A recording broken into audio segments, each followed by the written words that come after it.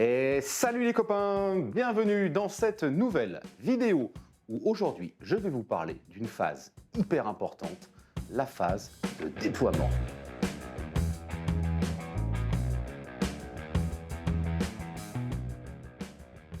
Cette vidéo s'inscrit dans une continuité de petites vidéos qu'on vous fait où on vous apprend un peu les règles de base de Warhammer 40 000. Donc si vous avez suivi notre première vidéo comment bien débuter Warhammer 40 000, vidéo qui s'affiche ici, là-haut, et ben vous avez pu voir que il faut faire son liste d'armée, etc., etc. Bref, vous avez pris toutes les bonnes décisions et vous vous retrouvez avec une liste d'armées qui est prête en 1000 points ou en 2000 points.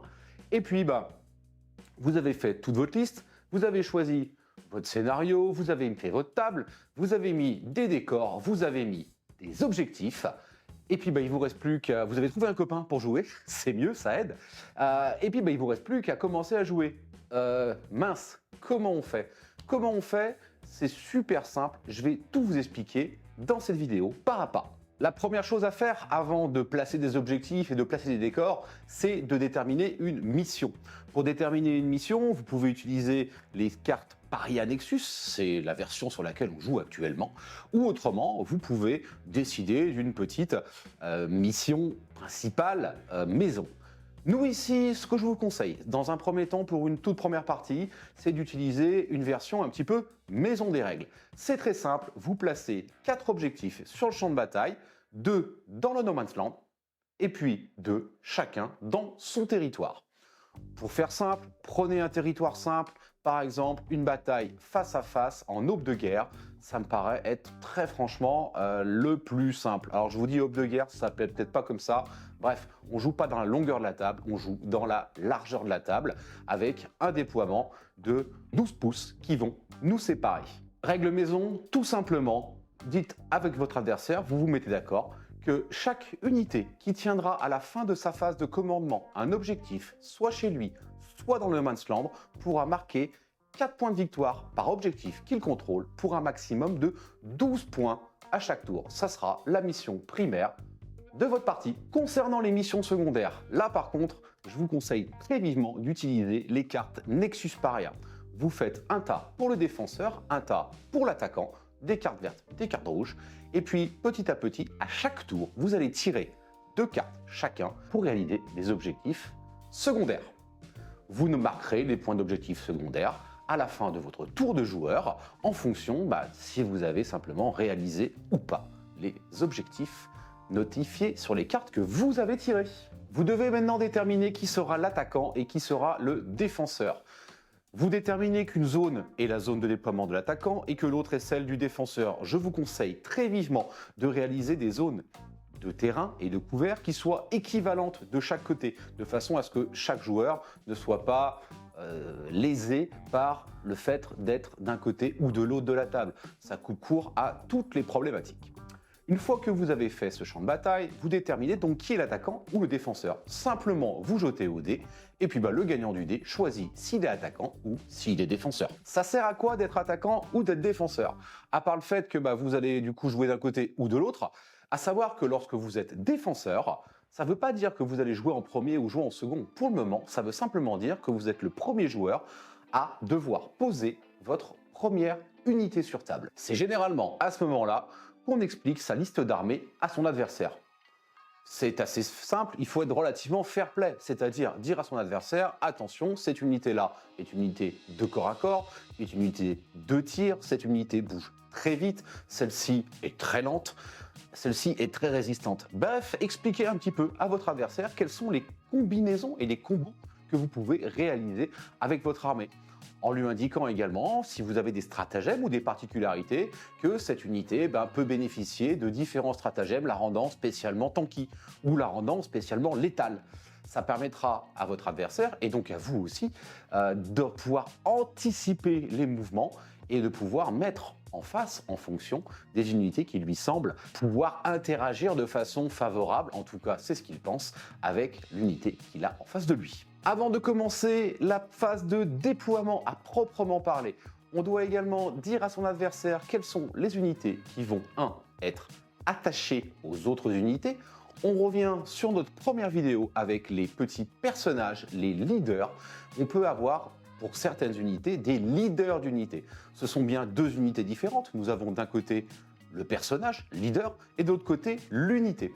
Ces deux unités vont se rejoindre pour ne former qu'une seule et même entité en termes de mouvement, de déplacement et d'interaction. Vous devez ici déclarer à votre adversaire à ce moment-là quelles sont vos unités qui vont être embarquées dans des transports.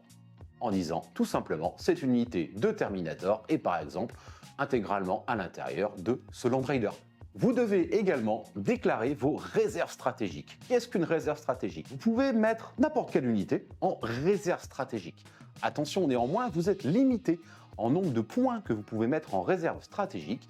Cette limite est déterminée par le format de la partie, si vous jouez en 500, en 1000 ou en 2000 points.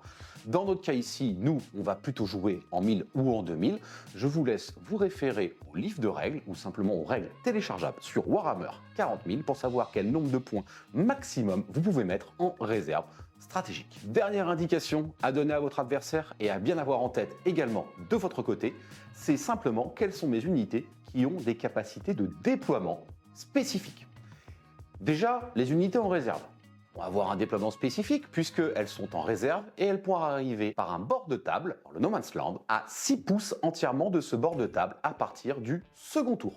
Et pas avant. Deuxième possibilité, vous pouvez avoir des unités dites en frappe en profondeur.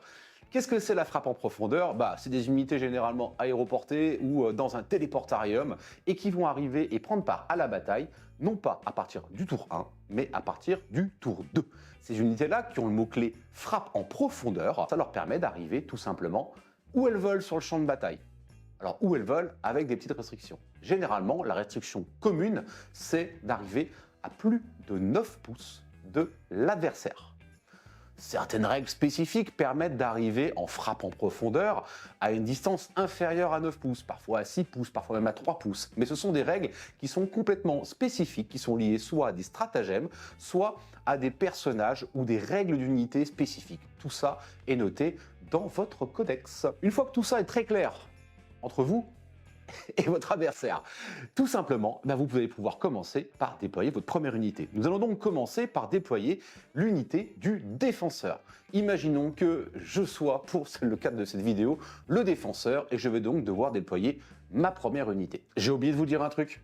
Il y a aussi des unités qui ont une spécificité. Ce sont des unités dites d'infiltration. Ces unités-là, contrairement aux unités standards ou aux unités en réserve ou aux unités en FEP, vont bien être sur table, mais vont être sur table où elles veulent. Alors où elles veulent, avec une petite limite, elles doivent être toujours à plus de 9 pouces de toute unité ennemie et à plus de 9 pouces de la zone de déploiement adverse. Ces unités en infiltration, vous pouvez les mettre où vous voulez dans le cadre de ces contraintes-là. Petit conseil, si vous avez des unités d'infiltration et que votre adversaire a également des unités d'infiltration, si vous êtes le premier joueur à poser vos unités, je vous conseille de poser peut-être d'abord vos unités en infiltration. Pourquoi? Parce que si vous posez vous une unité en infiltration, automatiquement votre adversaire ne pourra pas poser d'unité en infiltration à moins de 9 pouces de cette unité. C'est parfois très pratique pour empêcher les infiltrations adverses de poser ses propres infiltrations avant l'autre. On est parti. Vous avez donc perdu le jet de dés et votre adversaire a déterminé que c'était vous qui allez devoir poser votre première unité. Vous étiez donc défenseur. On va commencer par déposer une première unité. Donc on se rappelle, on va jouer dans ce sens-là et notre zone de déploiement est déterminée par la carte que l'on a choisie au niveau de la zone de combat. Et pour notre cas, nous, on va se dire qu'on est sur une zone de déploiement à 12 pouces. Donc 12 pouces de zone de déploiement, ça va nous permettre de positionner une première unité de 5 figurines. Ce sont des intercesseurs plasma. Je vais choisir de les mettre à l'extérieur de la ruine et de les mettre dans cette zone-là. Ils vont tenir mon objectif de fond de cours en début de partie. Je n'ai pas de contrainte particulière sur le déploiement de mes unités, mis à part que je dois rester en cohésion d'unité. Alors ça veut dire quoi, rester en cohésion d'unité? Il y a deux formes de cohésion. La générique, c'est que chaque figurine doit être à 2 pouces d'au moins une figurine. Ça, c'est valable si votre unité est composée de 6 petits bonhommes ou moins. Néanmoins, si vous êtes plus nombreux, c'est-à-dire qu'à partir de 7, si vous êtes 7 ou plus, vous devez non pas avoir une figurine à 2 pouces d'une figurine, mais toujours une figurine à 2 pouces de 2 figurines. Donc chaque figurine doit être à 2 pouces d'une autre figurine. C'est la règle, c'est comme ça. Si ce n'est pas le cas, vous perdez votre cohésion d'unité à la fin du tour et vous devez enlever des figurines qui ne sont pas en cohésion jusqu'à retrouver cette fameuse cohésion d'unité. Donc faites très attention à cela. Là, dans notre cas précis, à nous sommes 5, donc on n'a pas de problématique, on doit juste être à 2 pouces d'une seule et unique figurine. Deuxième possibilité de déploiement. Je décide de déployer un transport. Un transport quelconque. Là, pour le coup, ça sera un répulsor. Mais ça aurait pu être plein d'autres choses. Il y a plein d'unités de transport. Toutes les figurines qui ont une moule-clé transport ont un nombre de figurines potentiellement embarquables à l'intérieur. Là, vous avez déterminé donc au départ, vous avez dit à votre adversaire, avant de poser vos figurines, que cette unité de transport allait transporter telle ou telle unité, telle ou telle figurine. Donc simplement, vous le posez sur table, généralement pour que votre adversaire soit au clair avec qu'est-ce qu'il y a à l'intérieur, qu'il s'en rappelle bien.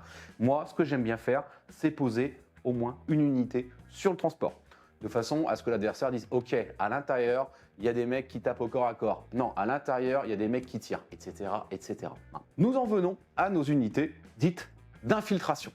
Ces unités-là peuvent donc se positionner où elles veulent sur le champ de bataille à plus de 9 pouces de la limite du camp adverse. J'ai avec moi une unité de 5 infiltrators qui sont accompagnés d'un petit psyker en armure Phobos, puisqu'il a le droit, donc il est avec eux. Ça nous fait 6 figurines. 6 figurines, ça veut dire que je n'ai pas la contrainte d'être à 2 pouces de 2 figurines. Je vais pouvoir être à 2 pouces d'une seule figurine au moment où j'ai posé mon unité. Cette unité a donc la capacité d'être en infiltration. Je vais pouvoir la mettre où je veux sur le champ de bataille, mais attention, toujours à plus de 9 pouces du déploiement adverse et de toute figurine ennemie. Donc, si je suis le premier à positionner une unité en infiltration, je vais pouvoir positionner, je mesure 12 pouces, puisque ça c'est la zone de déploiement de mon adversaire, auquel je rajoute 9 pouces, ce qui va nous faire un total de 21 pouces. Je ne peux pas être dans les 21 pouces du bord de table de mon adversaire. Là, dans ce cas-là, je vais pouvoir positionner mes figurines dans ce décor, me permettant de tout de suite tenir l'objectif dès mon premier tour. C'est assez pratique les unités en infiltration. Attention néanmoins, les unités en infiltration c'est très pratique, mais ça peut donner ce qu'on appelle des tremplins à son adversaire. Pourquoi? Parce qu'on ne sait pas encore si on va avoir le premier tour ou pas. Et si on a le premier tour, bon, on est assez content de s'être infiltré, puisqu'on va pouvoir faire un peu ce qu'on veut. Par contre, si on n'a pas le premier tour, on n'est pas très loin de la zone de déploiement adverse. Et si lui, il s'est mis ras la ligne, en mode je vais tout droit, on va lui servir de tremplin, c'est-à-dire qu'il va pouvoir venir vers nous, nous charger, consolider sur nous, nous reprendre l'objectif. Donc ça peut aussi se retourner contre vous de mettre des unités en infiltration. Il faut faire très attention à ça. Dernière typologie d'unités, les unités en frappe en profondeur. Ici, on va utiliser des inceptors plasma. Ces inceptors plasma ont le mot-clé frappe en profondeur et donc peuvent arriver à partir du tour 2 seulement, donc pas tout de suite au déploiement, j'anticipe un petit peu, ils pourront arriver où ils veulent, où ils veulent, plus de 9 pouces de l'adversaire. Alors eux, spécifiquement, dans leur fiche d'unité, il est noté qu'ils peuvent potentiellement arriver à 3 pouces de toute unité ennemie, qu'ils auront le droit de tirer, mais qu'ils n'auront pas le droit de charger. C'est un peu une spécificité pour ces unités-là, mais de façon générique, une frappe en profondeur n'est pas faisable à moins de 9 pouces de l'adversaire. Donc on anticipe, on imagine que je suis au tour 2, je peux très bien positionner ma figurine ici, mon unité ici plutôt, mon unité de 3, du moment que dans les 9 pouces de cette unité, il n'y a pas d'unité adverse. Avant d'attaquer la partie, je voudrais faire une petite parenthèse pour bien vous expliquer que lorsque vous déployez votre armée, vous ne savez pas encore qui aura le tour 1 et qui ne l'aura pas. De fait, je vois souvent des joueurs, des nouveaux joueurs, qui se déploient sans trop être précautionneux. il faut faire très attention aux lignes de vue lorsque l'on se déploie. On peut jouer un all-in, se disant je me mets tout ligne de devant, je m'en fiche d'être à couvert, d'être vu, pas vu, de toute façon moi je vais aller tout droit, c'est possible. Attention à ça, parce que si vous n'avez pas le tour 1 et qu'en face, votre adversaire, lui, a une puissance de feu qui a la puissance et la portée pour vous atteindre directement lors de son tour 1, vous risquez de subir des lourdes pertes. D'où l'intérêt de bien connaître la liste adverse et de savoir si telle unité est une unité de tir ou une unité de CAC. Est-ce que c'est une unité de tir à longue portée, une unité de tir à courte portée? Ça vous donne des indications sur qu'est-ce que je peux mettre en face de cette unité-là, à découvert, sans craindre un retour de bâton, parce que je me suis mis à découvert face à une unité qui tire à 48 pouces sur l'ensemble de la table et qui va me défourailler à la tête. Si cette unité n'a qu'une portée effective de 12 pouces ou 18 pouces, je sais que même en étant en face et à découvert, s'il n'y a que cette unité-là qui me voit, a priori, elle ne pourra pas me tirer dessus. Ou alors, une unité qui a des caractéristiques de force, de pénétration d'armure et de dommages qui, de toute façon, ne sont pas suffisants pour tuer les unités que moi je propose en face à mon adversaire. C'est typique, par exemple, avec un tank. Lorsque vous avez un tank qui, lui, n'est pas à couvert, mais qui se retrouve à portée de tir potentiel de votre adversaire au tour 1, mais qu'il n'y a que des bolters qui peuvent tirer dessus, a priori, les bolters, vous êtes tranquille, l'unité ne va pas disparaître dès votre premier tour. Un dernier petit conseil au niveau de vos tables de jeu. Je vous en conjure, faites-le, c'est vraiment bien. Vous pouvez jouer avec n'importe quel décor. Ça déjà, c'est clair. Là, sur table, on n'a que des décors de chez Games Workshop. Par contre, vous pouvez voir, au sol, il y a des petites zones de terrain. Ces zones de terrain, on les a faites. Je les ai fabriquées avec mes petites mains, ou plutôt c'est Gitan qui les a faites, parce que moi je suis pas très doué pour faire des décors, donc c'est Gitan. Puis j'ai la flemme aussi, on va pas se cacher. Gitan nous a fait des petites zones de terrain. On a 3 formats de zones de terrain, les moyennes, les grandes et les petites. Alors pourquoi on utilise ça? Si vous téléchargez le document Paria Nexus, le compagnon de tournoi, sur le site de Warhammer Community, vous allez voir qu'il existe donc ces 3 formats de zones de terrain. Ça vous permet de bien identifier quelle est la zone de couvert, quelle est la zone de visibilité, quand c'est que mon adversaire me voit, quand c'est qu'on me voit, quand c'est qu'on me voit pas. Tu me vois, tu me vois pas, tu me vois, tu me vois plus. Voilà. Donc au moins ça paraît être très clair. Je vous conseille de faire ça. Alors vous pouvez le faire avec des bouts de papier, ça marche. On peut la dimension, couper un bout de papier, ça fonctionne. Ou autrement, si vous êtes comme Gitan et que vous voulez vous amuser, il n'y a rien de très compliqué. Vous prenez du polystyrène extrudé et vous barbouillez un petit peu tout ça, vous découpez, vous mettez des pierres, des cailloux, de la colle, de la merde par-dessus, hop là, mettez un petit coup d'aérographe ou de bombe, peu importe. Et c'est parti, vous avez une zone de terrain qui s'intègre bien à votre champ de bataille. Pourquoi c'est important? Tout simplement pour la raison suivante. On va parler très rapidement de ligne de vue. Par exemple, si cette unité est ici, je vais même aller plus loin, je vais enlever le décor. Je ne mets même pas le décor. Cette unité est ici. Une unité adverse est ici. Tout simplement, la zone de terrain entre les deux fait que cette unité ne voit pas celle-ci et celle-ci ne voit pas l'autre non plus. Ensuite, si je me retrouve avec un bonhomme à l'intérieur de cette ruine, à ce moment-là, comme c'est une petite zone de terrain et non pas une grande, dès que je suis à l'intérieur de cette zone de terrain, cette figurine est visible par cette figurine. Ce qui veut dire que cette figurine peut tirer sur cette unité. Je dis bien cette unité, c'est-à-dire que, par exemple, si ce personnage a 5 tirs potentiels, il a le droit de faire ses 5 tirs, et comme on est 5, il peut tuer 5 mecs, alors que les autres, il ne les voit pas. Mais comme il voit une figurine entièrement, et du coup, il voit tout le monde. Maintenant, une autre possibilité. C'est moi qui veux lui tirer dessus. Là, par contre, cette fois-ci, je n'ai qu'une figurine dans le décor, donc je n'ai qu'une figurine qui pourra tirer sur l'archiviste qui est en face. Voilà, c'est une subtilité, mais il faut bien l'intégrer dans ses mouvements et il faut bien l'intégrer dans son déploiement. C'est très important. Mettez-vous soit derrière les zones de terrain moyennes ou petites. Après, pour les zones de terrain plus grandes, les grandes zones de terrain, là, vous pouvez vous mettre à l'intérieur, car par convention, les grandes zones de terrain, qu'on soit dedans ou qu'on soit à l'extérieur de cette zone, dans tous les cas de figure, nous ne sommes pas visibles. Dernière petite subtilité, mais on reviendra dessus lorsqu'on parlera des phases de tir. Quand on est à l'intérieur d'une zone de terrain, on bénéficie évidemment du couvert de cette zone. Dernière information, au niveau des poses de déploiement, lorsque l'on dépose une unité qui a le mot-clé titanesque, c'est noté sur sa fiche d'unité. Lorsque c'est une unité titanesque, généralement elle est grosse, hein, une unité titanesque c'est des chevaliers impériaux, c'est des crabouilleurs, c'est voilà, toutes ces choses-là. Quand vous déposez ce type d'unité-là, ça vaut pour 2 poses. C'est-à-dire que vous posez cette unité et votre adversaire, lui, va devoir faire 2 poses d'unité. Sauf si lui aussi, il pose une unité titanesque. Et voilà, vous avez déployé toutes vos unités, vous êtes donc prêts pour la baston. Avant de commencer cette partie et de déterminer qui aura le tour 1, vous avez certaines armées, certaines unités, certaines factions, bref, certaines règles indépendantes à l'intérieur de vos codex et de vos différentes armées qui peuvent parfois vous permettre de redéployer jusqu'à X unités. 1, 2, 3 unités. Quand c'est le cas, vous devez redéployer ces unités avant de savoir qui a le premier tour. Et pas après.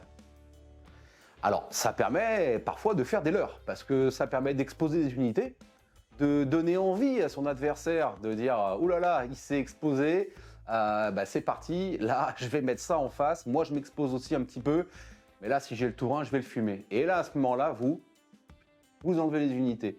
Et lui, il se retrouve comme un fion, au milieu de nulle part, parce qu'il a cru que vous alliez laisser l'unité, sauf que vous êtes redéployé. Ces stratagèmes de redéploiement, il faut bien spécifier à votre adversaire que vous avez la possibilité de le faire. Avant la partie, quand on explique j'ai telle armée, j'ai telle unité, j'ai fait ci, je fais ci, je fais ça, dites-lui, attention, j'ai la possibilité, je le ferai peut-être pas, mais j'ai la possibilité de redéployer jusqu'à X unités avant de savoir qui aura le premier tour. Ça permet à votre adversaire de positionner ses figurines en toute connaissance de cause. C'est parti pour la bagarre. On va donc déterminer qui aura le premier tour. Le premier tour se détermine comment ? Par un simple jet de dés. Vous jetez un dé, votre adversaire jette un dé. Celui qui obtient le plus haut des résultats est le gagnant. Et le gagnant devient automatiquement le joueur 1. Donc c'est lui qui aura le premier tour. Il ne peut pas choisir. C'est automatiquement le gagnant. Premier tour. C'est comme ça. À partir du moment où on a déterminé qui a ce tour 1, vous avez d'autres mouvements spécifiques, qu'on appelle souvent des mouvements scouts, des mouvements pré-partis. Certaines unités ont la possibilité de faire des mouvements pré-partis de jusqu'à X pouces vers l'avant, vers l'arrière, peu importe dans quelle direction, elles peuvent bouger avant. On va commencer par les mouvements éventuels des unités qui en ont la possibilité de celui qui a le tour 1. Donc lui va commencer à bouger ses unités qui en ont la possibilité.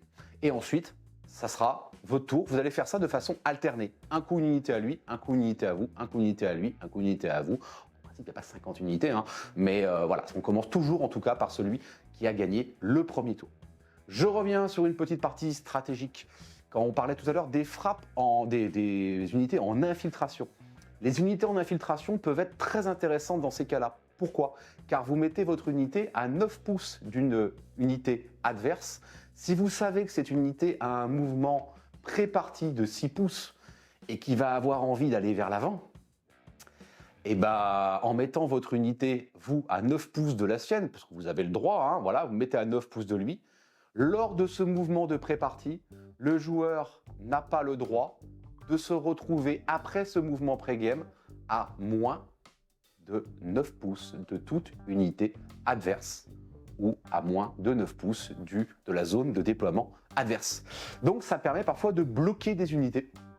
Ça peut être une stratégie éventuellement gagnante ou risquée ou pas du tout. Voilà, en tout cas, c'est possible, il faut le savoir. Et voilà les copains, on a fait notre fameuse phase.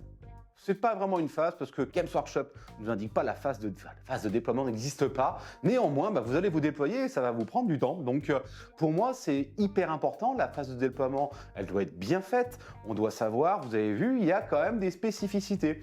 Il ne faut pas faire n'importe quoi à son déploiement parce que bien souvent, une partie peut se jouer lors de cette phase de déploiement. Si vous êtes mal déployé, mis les mauvaises unités en face des mauvaises unités, si vous êtes resté à découvert alors qu'il ne fallait pas le faire, ça peut être extrêmement punitif et la partie peut s'arrêter très très vite du coup. Donc la phase de déploiement, elle est hyper importante. En tout cas, voilà, j'espère que cette petite vidéo vous a aidé à y voir un petit peu plus clair. Déjà, vous êtes déployé, vous avez tous les tenants, les aboutissants, vous savez qui commence la partie. Vous êtes donc prêt à jouer à Warhammer 40 000. Mais ça, on le verra dans une prochaine vidéo où on parlera de la phase de commandement et de la phase de mouvement. Et sur ce, eh bien les mecs, je vous souhaite des bonnes listes d'armées, de la bonne peinture. Je vous souhaite même un joyeux Noël parce qu'on ne doit pas être très loin de la date, le jour où je vous sors cette vidéo. Et puis pour les autres vidéos, elles arriveront très rapidement. Phase de commandement, phase de mouvement, phase de tir, phase de CAC, phase de fin, phase de tout ce que vous voulez. Bref, on va avancer comme ça, pas à pas, pour vous guider, vous prendre par la main avec les règles de Warhammer, vous permettre de faire votre première partie. Ou peut-être même de rappeler à certains d'entre vous un peu plus vétérans dans le wargame, qui ont peut-être fait 2, 3, 4, 5, 6, 10 parties, certaines subtilités des règles qu'ils ne connaissent pas ou qu'ils ont vues mais qu'ils ont oublié entre-temps, c'est toujours l'occasion de se rafraîchir un petit peu la mémoire. Entre-temps, moi, je vous dis, mangez pas trop de papillotes les becs, et puis à plus les copains.